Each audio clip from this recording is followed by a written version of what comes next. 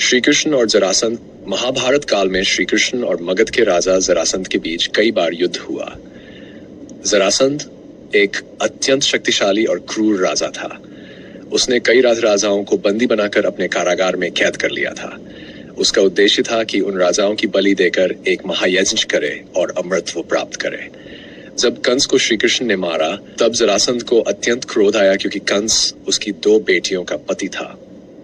इस कारण वह श्री कृष्ण से शत्रुता रखने लगा और कई बार मथुरा पर आक्रमण किया।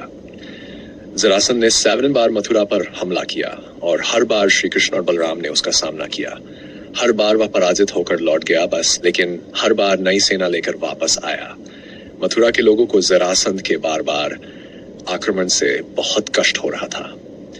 अंततः श्री कृष्ण ने एक नीति बनाई और मथुरा को छोड़कर समुद्र के किनारे एक नया नगर द्वारका बसाया, जिसे उन्होंने अभेद्य बनाया। इसे देखकर जरासंध भ्रमित हो गया कि श्री कृष्ण डरकर भाग गए हैं।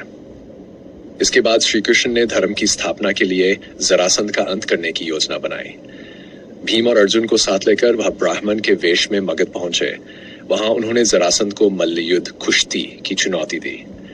जरासंध को शक हुआ, लेकिन उसने चुनौती स्वीकार कर ली और भीम से युद्ध करने लगा। ये युद्ध लगातार 63 दिन तक चला। दोनों योद्धा समान शक्ति के थे, इसलिए निर्णय नहीं हो पाया। अंत में श्री कृष्ण ने भीम को एक संकेत दिया। उन्होंने एक तीर करके संकेत किया कि जरासंध को 2 हिस्सों में फाड़ा जाए। भीम ने ठीक वैसा ही किया। उसने जरासंध को सिर से पैर तक 2 हिस्सों में फाड़ दिया। जरासंध